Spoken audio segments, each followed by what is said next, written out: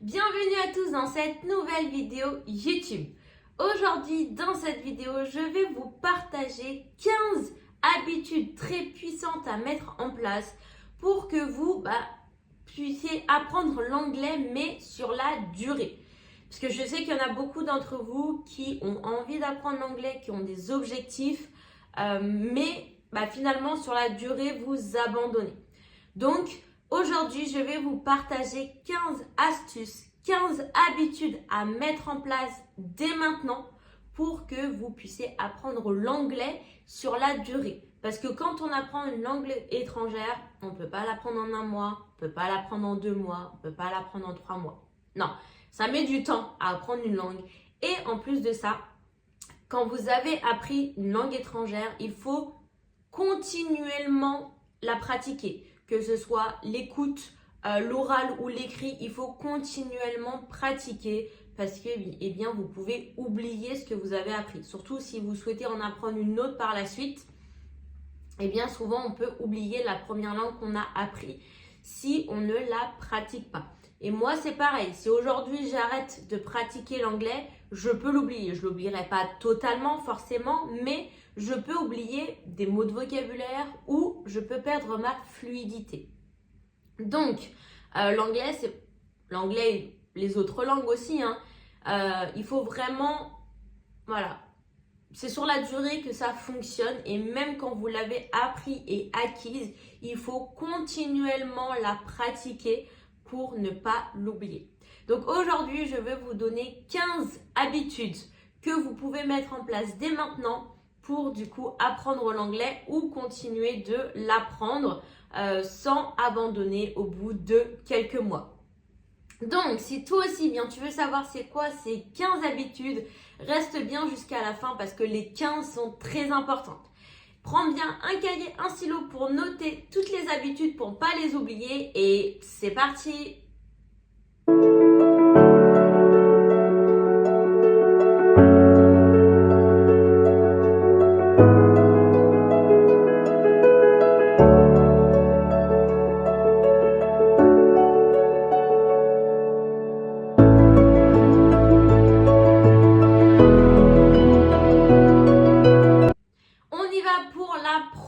Habitude à mettre en place, c'est tout simplement d'apprendre des mots de vocabulaire régulièrement et réviser ceux que vous connaissez déjà. Donc voilà, petite habitude à mettre en place tous les jours, apprenez au moins 1 ou 2 mots de vocabulaire. Pas besoin d'en apprendre 10 par jour. Le but, c'est d'apprendre des mots et de les retenir. Si jamais vous dites, ok, aujourd'hui je vais en apprendre 10. Ok, très bien. Demain, 10 encore. Ok, très bien. Après-demain, 10 encore. À la fin de la semaine, ça vous fait 70 mots. 70 mots, c'est énorme. Votre cerveau, au bout d'un moment, il va en avoir marre. Il va être fatigué et il va abandonner. Le but de ces habitudes, c'est d'en faire un petit peu tous les jours pour ne pas justement abandonner. Donc, ne vous mettez pas des trop gros objectifs.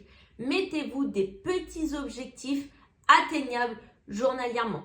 Ok, donc 1-2 mots par jour, ça suffit. À la fin de la semaine, vous en aurez appris entre 7 et 14. Et si vous faites ça toutes les semaines, tous les jours, même si vous avez l'impression que ce n'est pas beaucoup, à la fin de la semaine, à la fin du mois, même à la fin de l'année, regardez, calculez combien de mots vous aurez appris. Ok, donc on fait des habitudes, des petites habitudes. On ne parle pas ici de grandes habitudes, des petites habitudes, mais quotidiennement. Ok, donc on apprend 1 ou 2 mots. Ça peut être 2 verbes, ça peut être 2 adjectifs, ça peut être 2 adverbes, ça peut être 2 objets, n'importe quoi. 2 mots. Le mieux, c'est de choisir des mots en fonction de votre niveau. Donc, vous pouvez tout simplement trouver des listes de mots en fonction de votre niveau et les apprendre. Et dès que vous connaissez tous les mots, passez au niveau supérieur. Ok, donc première habitude à mettre en place, apprendre des mots régulièrement. Apprendre des mots de vocabulaire, c'est très important parce que si vous connaissez la grammaire et la conjugaison mais que vous n'avez pas de mots de vocabulaire, ça sert strictement à rien parce que vous ne pourrez pas parler, tout simplement. Donc, les mots de vocabulaire, c'est vraiment très important et c'est même très important à commencer quand vous commencez l'anglais, si toi aussi tu débutes en anglais, commence par apprendre des mots de vocabulaire avant de t'attaquer à la grammaire et à la conjugaison. Pourquoi? Parce que quand tu vas commencer à t'attaquer à la grammaire et à la conjugaison, pour pratiquer, il te faudra des mots de vocabulaire. Donc, si tu n'as pas de mots de vocabulaire, tu ne connais pas de vocabulaire, tu ne pourras pas pratiquer ce que tu as appris. Donc, pendant 1 mois, 2 mois, 3 mois, n'importe, apprends des mots de vocabulaire utiles, des verbes, des adverbes, des adjectifs, des objets, des noms, etc.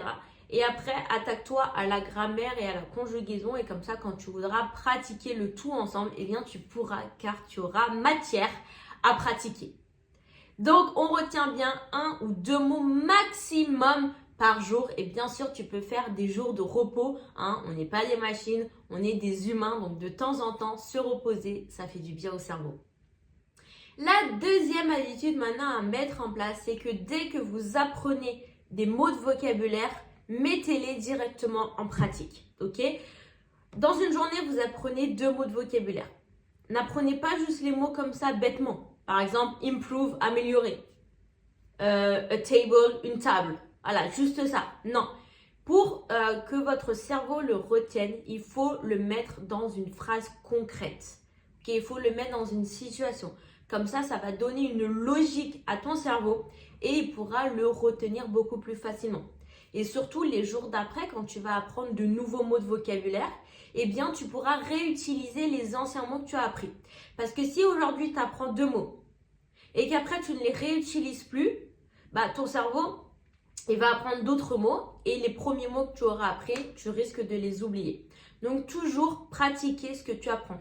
Ça peut être soit créer des phrases à l'oral, soit à l'écrit. D'accord? Les deux sont OK. Mais toujours mets-les en pratique et essaye d'utiliser les anciens mots que tu as appris pour ne pas les oublier. Donc, par exemple, aujourd'hui, tu apprends le verbe to improve. You can create a sentence. For example, I want to improve my English every day.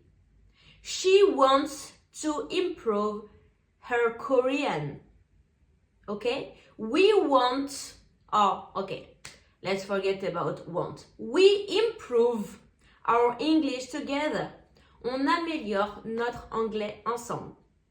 Ok, après tu apprends un mot de vocabulaire, un objet. Ok, par exemple, for example, a highlighter. I need my highlighter to work. J'ai besoin de mon stabilo pour travailler. Voilà, tu essayes de les mettre dans des phrases, essaye de les mettre en situation. Le fait de les mettre en situation, ça va donner une logique à ton cerveau. Il va comprendre pourquoi il a besoin de retenir ce mot et il le retiendra beaucoup plus facilement. Et en même temps, toi, ça te permet du coup de pratiquer ton anglais régulièrement. La troisième habitude que tu dois avoir, c'est de toujours avoir un lien avec l'anglais. Un lien avec l'anglais, qu'est-ce que ça veut dire? Ça veut dire parler anglais, écrire de l'anglais, lire de l'anglais, écouter de l'anglais, qu'importe. C'est pas obligé que ça soit les 4 en même temps, ça peut être juste 1 par jour. Mais il faut toujours que tu aies un lien avec l'anglais pour un petit peu tous les jours rafraîchir ton cerveau. Imagine que ton cerveau, voilà, il se remet à zéro tous les jours. Donc il faut que tu lui rappelles constamment, tous les jours.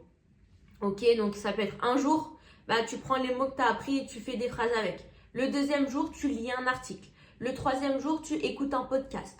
Le quatrième jour, tu regardes un film en anglais ou une série en anglais. Le 6e jour, ça peut être tu écris des phrases avec les mots que tu as appris. Voilà, chaque jour, essaye de faire quelque chose qui est en rapport avec l'anglais pour justement garder en fait ce lien et toujours rappeler à ton cerveau ce qu'il a appris. Parce que comme je te le disais au début, si jamais tu ne lui rappelles pas, eh bien il peut l'oublier. Donc c'est comme le sport. Dès que tu arrêtes de faire du sport, tu peux perdre du coup tes efforts. Donc l'anglais c'est pareil. Il faut le pratiquer régulièrement. Le pratiquer, ça ne veut pas juste dire parler, ça peut dire écrire, ça veut dire lire, ça veut dire écouter. La quatrième habitude, c'est de célébrer ses victoires. Et oui, même des petites victoires, il faut se célébrer, il faut se féliciter. On est des humains, nous marchons à la motivation, nous marchons avec les encouragements. C'est pas les personnes autour de toi qui vont t'encourager. Donc, encourage-toi toi-même. D'accord? Tu es ta meilleure motivation. Tu es la meilleure personne qui peut t'encourager et voir ton évolution. Donc, fais-le. Marque, voilà, ton objectif de la semaine, c'est tant. Et à la fin, voilà, c'est par exemple ou apprendre 10 mots de vocabulaire. À la fin de la semaine, si tu as appris 10 mots de vocabulaire, félicite-toi. Ok, cette semaine j'ai appris 10 mots de vocabulaire. Félicitations Delphine, c'est du bon travail. Félicite-toi, ça fait du bien à l'ego et ça te permet de rester motivé. Mais avant de célébrer ces victoires, il faut se fixer des objectifs. Donc la 5e habitude, se fixer des objectifs, des petits objectifs atteignables. Ne me dis pas comme objectif, dans 2 mois je vais être bilingue alors que tu ne sais rien de l'anglais. Non, il faut se fixer des petits objectifs à court terme. Comme ça, tu les atteins, tu te félicites et tu es motivé pour continuer. Si tu me dis à la fin de la semaine, je vais apprendre 50 mots de vocabulaire et qu'à la fin, tu n'en as appris que 10, tu seras dégoûté. Mais 10 mots de vocabulaire en une semaine, c'est génial, c'est super. Donc, fixe-toi des petits objectifs. Des exemples de petits objectifs. Je veux apprendre 10 mots de vocabulaire à la fin de la semaine. Je veux réussir à prononcer correctement le mot throughout. Je veux savoir me présenter en anglais à la fin de la semaine. Je veux comprendre ce texte en anglais à la fin de la semaine. Je veux comprendre ma série préférée en anglais à la fin du mois. Ça, ce sont des petits objectifs atteignables. Note-les et dès que tu les as atteints, surligne-les et célèbre-toi. Félicite-toi pour cette victoire. Parce que du coup, voilà, tu t'es mis des objectifs. Mets-toi plein de petits objectifs. Et dès que tu les atteins, célèbre ça. Va boire une bouteille de champagne. Enfin, un verre plutôt de champagne.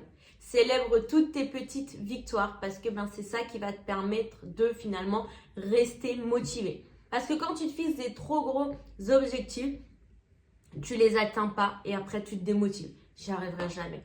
J'arriverai jamais.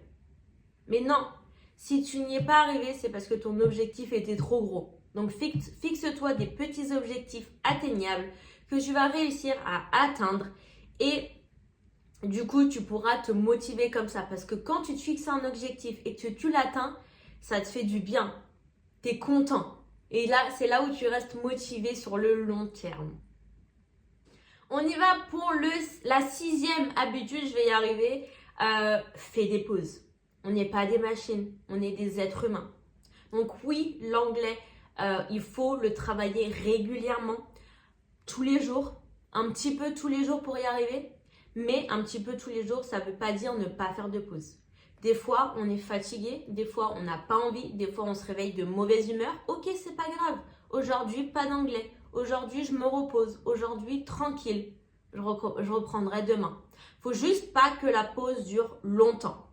D'accord? Parce que si la pause dure trop longtemps, tu auras du mal à repartir. Une journée de repos, ça suffit. Tu ferais 7 jours avec une journée de repos. Des fois, tu peux en faire 2. Tu pars en vacances une semaine, pas d'anglais, c'est pas grave. Ou alors, fais des petites habitudes. Prends un livre en anglais. Lis des articles en anglais. Écoute des chansons en anglais. Écoute des podcasts en anglais. Ça prend pas de temps et ça te permet de garder un lien avec l'anglais. Mais fais des pauses. Parce que c'est comme si tu travailles 7 jours d'affilée. À la fin, tu n'en pourras plus. À la fin, tu feras des erreurs parce que tu seras fatigué. Avec l'anglais, c'est la même chose. Si tu es fatigué, mais que tu veux te forcer à apprendre l'anglais, ça ne sert à rien. Parce que ton cerveau, il ne va rien retenir, il est fatigué, il veut juste du repos. Donc, écoute-toi. Si tu es fatigué, prends une journée de pause. Ok? Et repars de plus belle le lendemain. Ça ne sert à rien de se forcer. Parce que si tu te forces, déjà, tu vas te faire du mal pour rien. Et en plus de ça, tu ne vas rien retenir. Donc, ça ne sert à rien. Ok? Donc, prends des pauses. C'est pas parce que tu prends une pause que tu vas perdre toute ton avance, tout ce que tu as appris depuis le début. Non, au contraire. Des fois, ça fait du bien de prendre une pause pour repartir de plus belle. Maintenant, on continue avec la 7e habitude. C'est de respirer. On ne prend pas assez le temps de respirer. Ça peut peut-être te paraître bizarre, mais tu as passé une journée de travail, tu es fatigué. Tu veux réviser ton anglais. Tu rentres directement, tu révises ton anglais comme ça? Non. Pose-toi. Respire. Enlève tout le stress que tu as eu au travail aujourd'hui. enlève toute la fatigue de ton corps, enlève toutes les mauvaises énergies de ton corps pour commencer tranquillement et en bonne énergie. On respire. Et on commence les révisions. Parce que si tu commences directement, tu t'assois, tu commences à réviser ton anglais, tu vas penser au travail. Tu vas être stressé parce que aujourd'hui on t'a demandé de faire ça et que tu l'as pas fait. Tu es fatigué, ton cerveau il s'est pas reposé, il n'a pas pris de pause aujourd'hui, donc ton cerveau il en a marre. Donc prends le temps de respirer avant de te mettre au travail. La 8e habitude maintenant, c'est de réviser un petit peu tous les jours ce que tu as appris. Ok ? On apprend des nouveaux mots de vocabulaire, c'est super. Mais il faut se rappeler de réviser ce qu'on apprend à chaque fois. Que ce soit la grammaire, la conjugaison, le vocabulaire. Ok ? Donc tous les jours, prends 5 minutes pendant ton trajet pour aller au travail, pendant ton trajet retour, pendant ta pause déjeuner, pendant ta pause de 15 minutes l'après-midi, 15 minutes le matin. Qu'importe les pauses que tu as dans la journée, prends 5 minutes. On a tous 5 minutes dans notre journée et révise. Révise tout simplement. Donc réviser c'est quoi? Tu prends tes notes et tu lis ce que tu as appris depuis le début. Le fait de lire, juste de lire, hein, pas besoin de apprendre, pas besoin de faire qu'est-ce que j'ai appris. Non, juste relis. Si tu relis tes notes tous les jours, ou peut-être pas tous les jours, mais tous les 3 jours, tous les 2 jours, eh bien ça va permettre à ton cerveau de faire un petit récap de ce que tu as vu et de surtout ne pas oublier ce que tu as appris. Donc voilà, prends 5 minutes tous les 2 jours, tous les 3 jours, qu'importe, pour relire les notes que tu as prises et revoir ce que tu as appris pour ne pas l'oublier. On y va pour maintenant la 9e habitude à prendre, c'est que quand tu pratiques à l'oral ton anglais, enregistre-toi. Pourquoi c'est important de s'enregistrer? Parce que finalement, quand on parle, on ne s'entend pas vraiment parler. D'accord? Donc, tu ne sais pas à quoi ressemble ton accent. Tu ne sais pas à quoi ressemble ta prononciation. Est-ce que tu prononces bien les mots? Est-ce que tu utilises les bons mots? Est-ce que tu ne répètes pas à chaque fois les mêmes mots? Il y a des mots comme good, very, a lot of. Ces mots-là, je les entends tout le temps. Ok, mais des fois, quand on parle, on ne s'entend pas parler. D'accord? Donc, du coup, on ne sait pas si on répète 40 fois les mêmes mots, si on a la bonne prononciation, si on a le bon accent. Donc, enregistre-toi quand tu parles et ensuite réécoute-toi. Comme ça, tu vas voir si, tu répètes, si tu utilises toujours les mêmes mots et comme ça, tu peux regarder après, tu te dis, ok, a lot of, je l'ai dit 14 fois dans ma phrase. Par quoi je peux le remplacer? Je peux le remplacer par many, je peux le remplacer par much, je peux le remplacer par several. Tu peux à chaque fois replacer des mots de base par d'autres mots. Donc, quand tu entends que tu répètes plusieurs fois un même mot, essaie de trouver des synonymes. Apprends-les et ensuite utilise-les. D'accord? Mais ça, si tu ne t'enregistres pas, tu ne pourras pas le savoir parce qu'on ne s'entend pas parler. Tu penses que tu t'entends parler, mais crois-moi, tu ne t'entends pas parler. D'accord? Donc, enregistre-toi, écoute-toi et corrige-toi toi-même. La 10e maintenant habitude que tu peux commencer dès maintenant à mettre en place, c'est d'intégrer l'anglais dans ta routine. Qu'est-ce que ça veut dire intégrer l'anglais dans sa routine? Tu vas faire les courses. Tu te crées bien une liste de courses. Écris ta liste de courses en anglais. Ça te fera apprendre des mots, des mots de vocabulaire, les fruits, les légumes, les laitages, tout ça. Ça te fera apprendre plein de mots de vocabulaire. Ok? Tu racontes ta journée à ta famille. Après, alors soit tu le fais à ta famille en anglais ou alors toi-même, après, tu peux te raconter à toi-même ta journée en anglais. Ok? Voilà. Tout ce que tu dis, essaye de le dire après en anglais, pardon. Tout ce que tu fais, tout ce que tu écris, par exemple, tu écris une liste au Père Noël, très bien, écris-la en anglais. Tu écris une liste de courses, très bien, écris-la en anglais. Tout ce que tu fais finalement en français, prends l'habitude de le faire aussi en anglais. Ça te permettra d'apprendre de nouveaux mots de vocabulaire parce que des fois, on n'a pas d'idée de mots de vocabulaire à utiliser ou à apprendre. Donc, ça te permettra de dire, ah bah tiens, aubergine, je ne sais pas comment on le dit en anglais.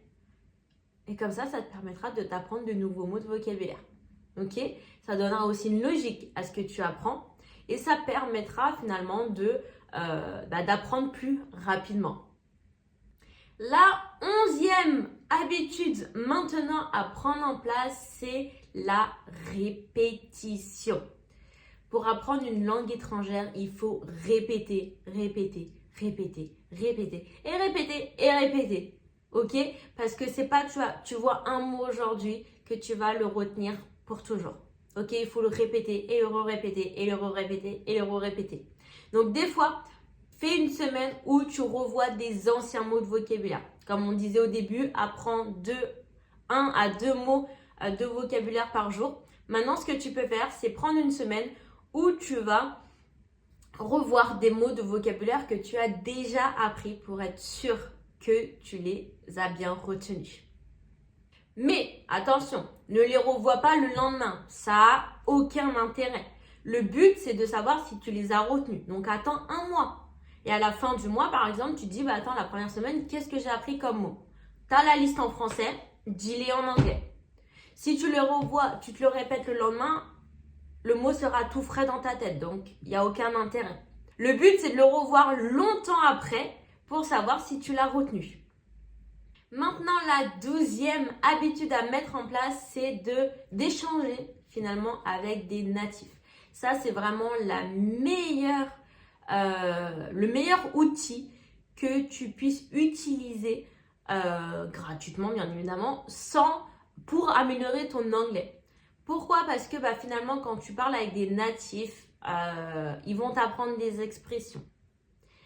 Tu vas pouvoir pratiquer ton anglais et tu vas pouvoir du coup voir si ce que tu as appris et ce que tu penses connaître est correct. Donc vraiment, voilà, pratique, converse avec des natifs, c'est la meilleure chose que tu puisses faire pour améliorer ton anglais. La 13e habitude maintenant, et celle-là c'est la plus difficile pour vous, mais c'est de s'autoriser à faire des erreurs. Et oui, on est tous des humains, on fait des erreurs. Je suis sûre que même en français, tu fais des erreurs, que ce soit d'accord ou d'orthographe. Donc pourquoi en anglais, tu ne pourrais pas en faire? Même les natifs eux-mêmes font des erreurs. C'est pas grave. Le but, ce n'est pas d'être parfait.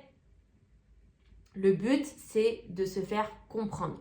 Fais des erreurs. Fais-toi corriger. C'est comme ça que tu apprendras. Parce que si jamais tu ne fais pas d'erreurs, ça veut dire que tu ne tentes pas de choses. Ça veut dire que tu ne tentes pas de phrases plus compliquées. Tu utilises uniquement ce que tu connais. Mais si tu utilises uniquement ce que tu connais, tu n'apprendras rien de plus et tu n'évolueras pas. D'accord? Donc, n'aie pas peur de faire des erreurs parce que c'est en faisant des erreurs qu'on avance. Maintenant, la 14e habitude à mettre en place, c'est de tenir un journal d'anglais.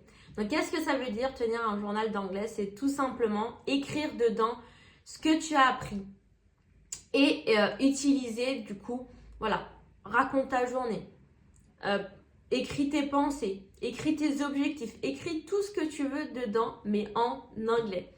Ça te permettra du coup de voir l'orthographe des mots et de les retenir et de pratiquer aussi l'écriture. Et pour finir, la 15e du coup habitude à mettre en place, c'est tout simplement de varier tes méthodes d'apprentissage.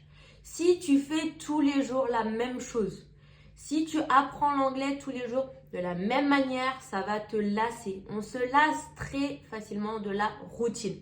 Donc change tous les jours ta manière d'apprentissage. Un jour, pratique. Un autre jour, pratique l'écriture. Un autre jour, l'écoute. Un autre jour, tu lis. Voilà, le fait de chaque jour changer ta méthode d'apprentissage, ça te permet de ne pas rentrer dans une routine et finalement de garder cela sur le long terme. Une dernière habitude, bon, c'était 15, mais là j'en ai une autre qui me vient en tête, c'est de te mettre un horaire d'apprentissage. Donc qu'est-ce que ça veut dire de se mettre un horaire d'apprentissage? C'est tout simplement te dire, ok, le lundi je finis à 17h, de 18h à 18h30 je révise mon anglais. Et c'est un rendez-vous, d'accord? Si tu dis, ok, demain je réviserai mon anglais, demain tu vas faire d'autres choses et tu vas oublier de réviser ton anglais. Donc mets-toi, marque-toi dans ton agenda 1 heure, un temps, 20 minutes, 30 minutes maximum d'anglais par jour. Avec un jour de repos, bien évidemment. Le fait de le marquer, ça sera une obligation pour ton cerveau et du coup, tu le feras. Si tu dis juste demain, je révise l'anglais, tu ne le feras pas. Ok? Donc, note-le toi dans ton agenda comme un rendez-vous obligatoire et tiens-y toi. Mais mets une heure où tu auras le temps de le faire. Si jamais tu sais que le soir, tu es fatigué, tu as la flemme, tu n'as pas envie, ne mets pas le soir. Ça peut être le matin en te préparant. Ça peut être le midi pendant ta pause déjeuner, ça peut être le soir en rentrant chez toi, ça peut être le soir juste avant de dormir, qu'importe. Fais en fonction de toi, de ta motivation, de quand tu es le plus motivé et tiens-y toi. Mets-le comme rendez-vous obligatoire dans ton agenda pour le faire.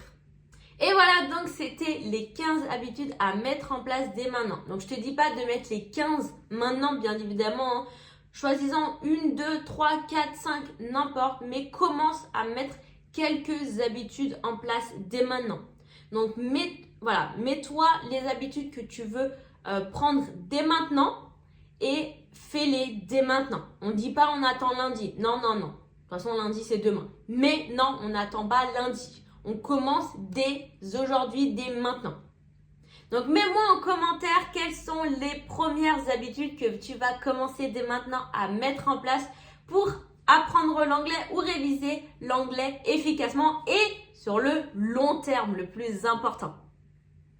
Et voilà, donc c'est terminé pour cette petite vidéo qui est assez longue. J'espère que tu l'as regardée jusqu'au bout. Félicitations à toi si tu l'as regardé jusqu'au bout. On célèbre les petites victoires. Regardez cette vidéo jusqu'au bout pour savoir quelles sont les habitudes à mettre en place. C'est une victoire. Donc bravo et félicitations à toi. Si cette vidéo t'a plu, n'hésite pas à mettre un petit pouce bleu, à t'abonner si ce n'est pas déjà fait. Et on se retrouve la semaine prochaine pour la prochaine vidéo. Ciao! See you next week!